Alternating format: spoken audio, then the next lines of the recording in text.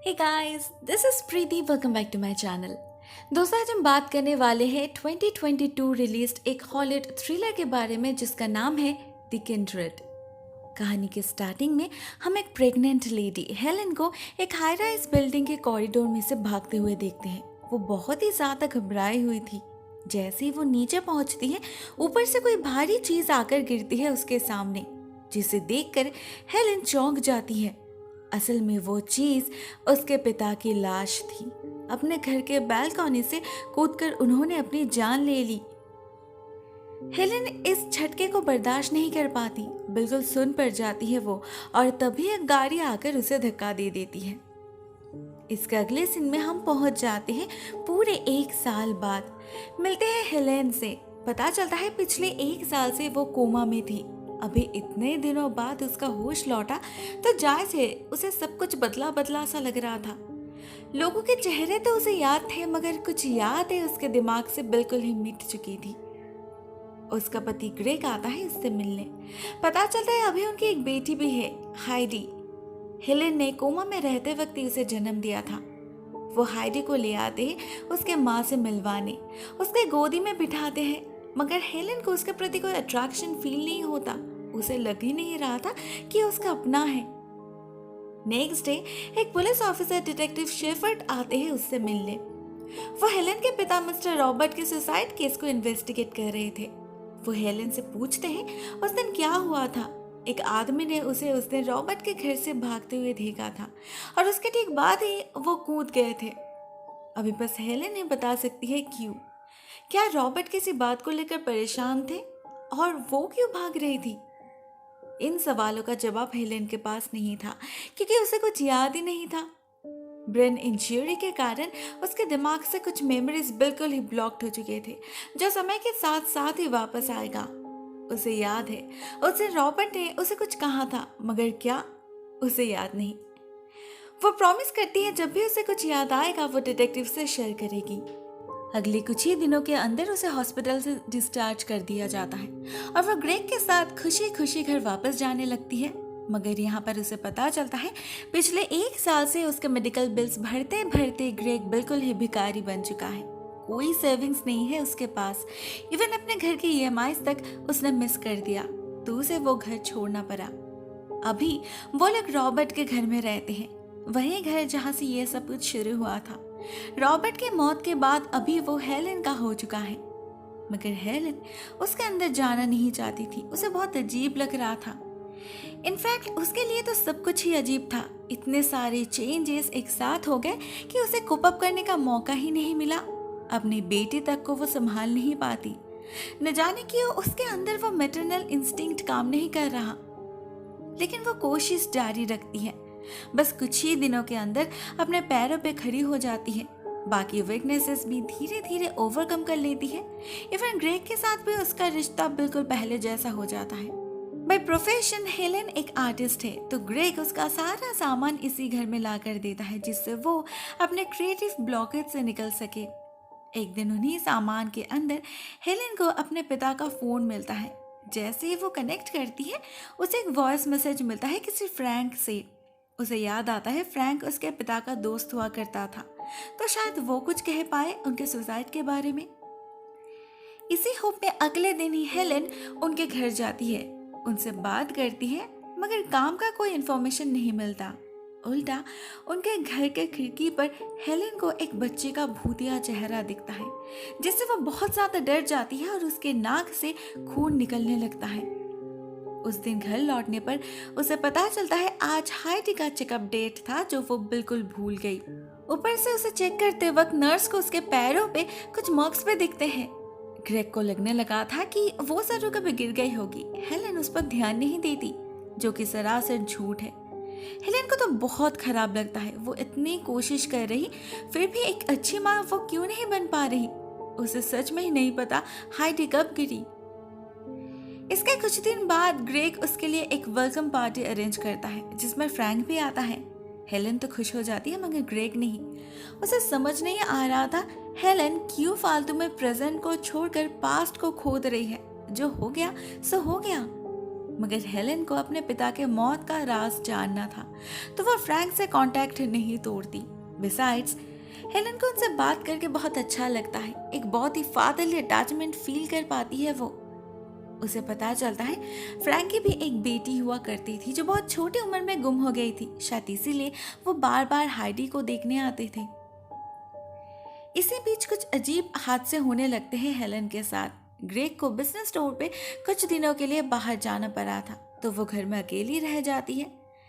ऐसे में उसे देर रात घर में किसी और की प्रेजेंस महसूस होती है। कोई दरवाजे पर दस्तक दे रहा था तो कई चीजें तोड़फोड़ कर रहा था। इवन उसे अपने बेड के नीचे एक छोटा सा लड़का भी दिखता है क्रॉल करते हुए। पहले तो अपना इमेजिनेशन सोचकर वो इसे इग्नोर कर जाती है, लेकिन जब दिन के उजाले में भी उसे ये सब दिखने लगते हैं तो वो समझ जाती है कुछ तो गड़बड़ जरूर है। वो अगले दिन ही एक साइकिक को घर बुलाती है और उसे बताती है कि उसे लगता है उसके पापा के स्पिरिट उससे कुछ कम्युनिकेट करने की कोशिश कर रहे हैं। वो लोग एक सियांस अरेंज करते हैं, मगर जब आप किसी और स्पिरिट से मिलता है, वो साइकिक पोजेस्ड होकर डायरी पे बहुत सारे नाम लिख देता है, कुछ लड़के और कुछ लड़की का। हेलेन इनमें से किसी को भी पहचान नहीं पाती, लेकिन वो श्योर थी ये उन्हीं बच्चों के नाम है जिसे वो बार बार देखती आ रही है। उसे लगता है शायद ये इसी बिल्डिंग में रहने वाले कोई बच्चे थे, तो वो अपने नेबर से पूछताछ करती है, मगर वो कहते हैं यहाँ पर हेलेन के अलावा और कभी कोई बच्चा नहीं था। इसके बाद हेलेन ऑनलाइन रिसर्च करती है। तब उसे पता चलता है कई साल पहले 1984 में स्टोनवर्थ नाम के एक जगह में ये सारे बच्चे रहते थे। इन सभी की उम्र 5 से 9 साल की थी और वो सभी लोग एक एक करके गायब हो गए थे। अभी तक उनका कुछ पता नहीं चला। इनमें से कुछ बच्चों की पेरेंट्स अभी भी उसी जगह में रहते हैं। जब उन्हें रिसेंट कुछ चाइल्ड किडनैपिंग के बारे में पता चला जो बिल्कुल उनके बच्चों की तरह हुआ था, उन लोगों ने केस को रीओपन करने का दावा किया, लेकिन कुछ नहीं हुआ। वो केस अनसॉल्व्ड रह गया। हेलेन हाइडी को अपने नेबर के पास रखकर उसी दिन उस सोसाइटी में जाती है और कुछ पेरेंट्स से बात करती है। सभी से उसे बस एक ही नाम पता चलता है, सैकहेड। किडनैप्ड होने से पहले उनके बच्चों को एक आदमी दिखता था जो अपने माथे को सैक से कवर कर रखता था। उनके पेरेंट्स को लगता है वही जरूर किडनैपर है। इसके बाद हेलेन उस केस के हेड डिटेक्टिव ऑफिसर गिलियन से भी बात करती है। उसे भी सैकहेड के बारे में भली भांति पता था। इवन उस खूनी ने एक लंबा चौड़ा कन्फेशन लेटर भी दिया था, मगर फिर भी वो कुछ नहीं कर पाई क्योंकि फर्स्टली उसे कोई क्लू नहीं मिला एंड सेकेंडली उसे खुद सैकहेड ने कॉल करके वार्न किया था, एक्चुअली थ्रेट दिया था। उसके भी बच्चे थे जिनका ख्याल उन्हें रखना था, तो उन्होंने मजबूरन वो केस छोड़ दिया। मगर उन्हें बस 5 बच्चों के बारे में ही याद है, किसी एना को तो वो नहीं जानते। अब ये कौन है? उससे भी बड़ा सवाल ये था कि इन सबसे रॉबर्ट का क्या कनेक्शन। ये सब सोचते सोचते हेलेन घर वापस आ जाती है और अपने नेबर से उसे एक बेहद अजीब बात पता चलती है। बात यह है कि इतने दिनों से हेलेन को पता था कि उसका जन्म इसी बिल्डिंग में हुआ था, मगर ये आदमी कहते हैं नहीं, जब वो 4 साल की थी तब वो यहाँ पर आई थी। हेलेन को बहुत अजीब लगता है, भला इस बात को लेकर रॉबर्ट उससे झूठ क्यों कहेंगे। मगर इसलिए झटका तो उसे तब लगता है जब उसे पता चलता है इससे पहले रॉबर्ट स्टोनवर्थ सोसाइटी में रहते थे। ढूंढने पर उसे उस घर की टैक्स पेपर और अपनी एक फोटो भी मिल जाती है। इस राज का खुलासा करने के लिए हेलेन उसी रात फ्रैंक को कॉल करती है। वो रॉबर्ट का काफी करीबी दोस्त था, भले ही बीच में बहुत साल उनका रिश्ता नहीं रहा, मगर उसे जरूर कुछ पता होगा। लेकिन उससे बात करके हेलेन को दुगना शौक लगता है क्योंकि उसे पता चलता है एना फ्रैंक के बेटी का नाम था जो बचपन में गायब हो गई थी। हेलेन को शायद और भी कुछ जानना था, मगर ठीक तभी उसे हाइडी की आवाज सुनाई देती है जो अचानक बहुत जोर जोर से रोने लगी थी। हेलेन भागती है उसे देखने, मगर उस तरफ जाते ही उसे एक बहुत ही क्रीपी लड़की का चेहरा दिखता है जो रूम का दरवाजा बंद कर देती है। हेलेन बहुत कोशिश करती है, धक्का देती है, मगर दरवाजा अंदर से लॉक्ड हो चुका था। वो कुछ नहीं कर पाती, बस बाहर बैठे रोती रहती है। फॉर्चुनेटली तभी डिटेक्टिव शेफर्ड आए थे उससे मिलने। वो हाइडी को बचा लेते हैं, साथ में ग्रेग को भी इन्फॉर्म कर देते हैं कि हेलेन की हालत देखकर उन्हें लगा नहीं कि वो किसी बच्चे की देखभाल कर सकती है। ग्रेग को भी यही लग रहा था। वो हेलन को बहुत समझाता है रॉबर्ट के मामले से खुद को दूर रखने के लिए, उसी के कारण ये सब कुछ हो रहा है, मगर हेलन मना कर देती है। उसे अब इस राज के जड़ तक पहुंचना ही है कुछ भी करके। तो ग्रेग भी हाइडी को लेकर अपने माँ के घर शिफ्ट कर जाता है। खाली घर में हेलन को फिर से वो बच्चे नजर आते हैं। इस बार वो हेलन को एक बक्सा देकर जाते हैं जिनमें स्टोनवर्थ किडनैपिंग के सारे डॉक्यूमेंट्स मौजूद थे। हेलन को उनमें से एक लेटर मिलती है, एक कन्फेशन लेटर, जिसके बारे में ऑफिसर गिलियन कह रही थी। हेलन इस लेटर को देखकर और ज्यादा चौंक जाती है क्योंकि इसका राइटिंग तो बिल्कुल उसके पापा जैसे है। मतलब अभी तक जो उसे लग रहा था वही सच है। सैकेट किलर और कोई नहीं, उसके पिता है। उसने ही अपने सोसाइटी के 5 बच्चों का खून किया था, इवन अपने दोस्त के बेटी को भी नहीं छोड़ा। इसीलिए ये बच्चे हेलन के पीछे पड़े हैं, उन्हें इंसाफ चाहिए।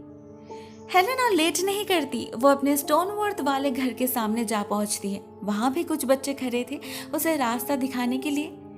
एक लड़की उसे घर के पीछे वाली जमीन खोदने के लिए कहती है और जैसी हेलन वो करती है, जमीन के नीचे से निकल आते हैं कुछ कंकाल, छोटे छोटे बच्चों के, ऑलमोस्ट 30 साल पुराने। घर की प्रेजेंट ओनर पुलिस बुलाती है।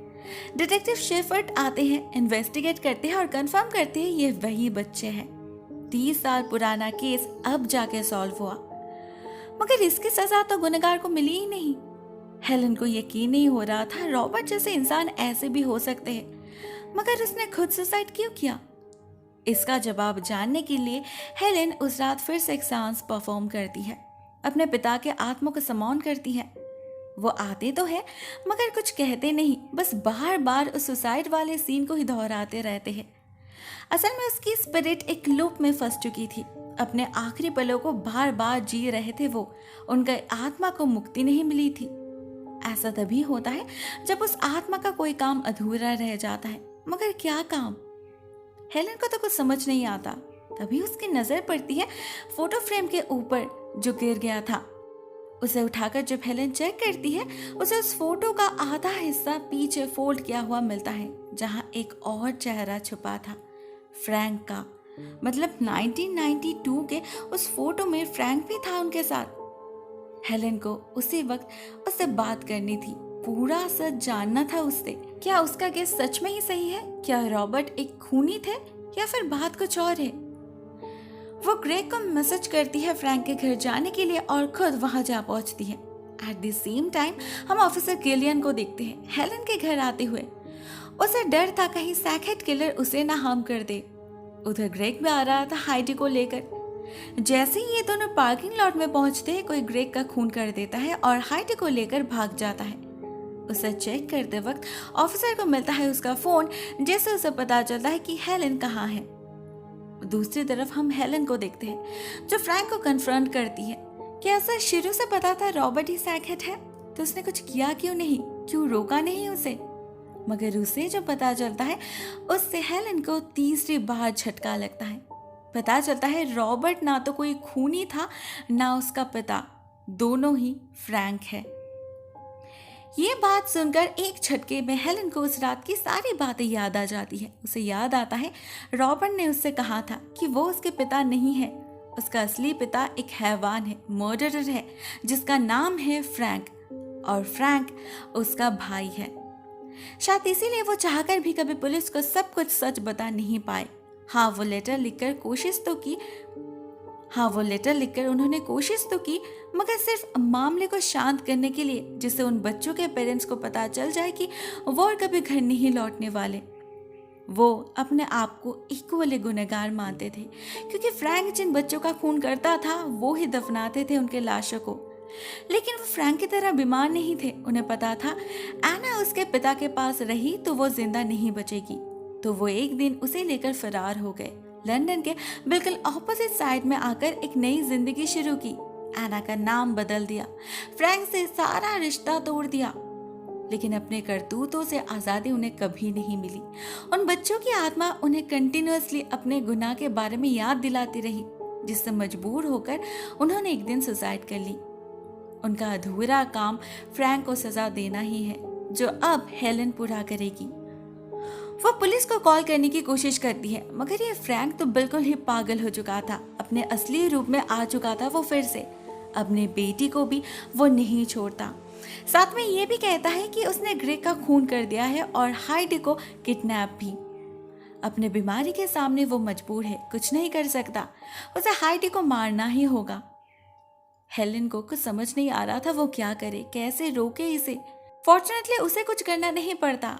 तभी वहां पर ऑफिसर गिलिन आ जाती है और वो फ्रैंक के माथे पर शूट करके उसे मार डालती है। वहीं पर खेल खत्म हो जाता है सैकहेड किलर का। उसके मरने के साथ साथ स्टोनवर्थ किडनैपिंग केस सॉल्व तो होता ही है, साथ में और भी रिसेंट किडनैपिंग का राज खुलता है, क्योंकि सभी की लाश उसके घर के बैकयार्ड से ही मिलती है। हेलेन को जैसे यकीन ही नहीं हो रहा था क्या क्या हो गया उसके साथ, मगर उसे सबसे ज्यादा टेंशन हो रहा था हाइडी को लेकर। वो कहाँ है, इसका जवाब किसी के पास नहीं था। सभी को तो डर लग रहा था कहीं उसकी लाश पे घर के किसी कोने में ना पड़ी हो दूसरे बच्चों की तरह। हेलेन को भी एग्जैक्टली यही लग रहा था। जब बहुत ढूंढने के बाद भी हाइडी नहीं मिलती तो हेलेन सारा होप छोड़ देती है। सब कुछ तो खत्म हो चुका है, वो जिंदा रहकर क्या करेगी। वो घर जाती है और बालकनी से कूद जाती है। ठीक उसी वक्त डिटेक्टिव शेपर्ड को अपने टीम से खबर मिलती है हाइडी मिल चुकी है, वो बिल्कुल ठीक है। मगर वो ये बात हेलेन तक पहुंचा पाए इससे पहले ही सब कुछ खत्म हो जाता है। हेलेन बिल्कुल रॉबर्ट की तरह बालकनी से कूद जाती है। अपने पेरेंट्स को ठीक से जानने से पहचानने से पहले ही हाइडी अनाथ बन जाती है। दोस्तों ये कहानी यहीं पर एंड हो जाती है। मुझे ये फिल्म काफी पसंद आई, काफी इंटरेस्टिंग ट्विस्ट है। आपको वीडियो कैसे लगी कमेंट सेक्शन में जरूर लिखना। आज के लिए बस इतना ही दोस्तों। Thank you so much for watching this video. बहुत जल्द मिलते हैं किसी और नए वीडियो के साथ, तब तक के लिए टेक केयर, टाटा।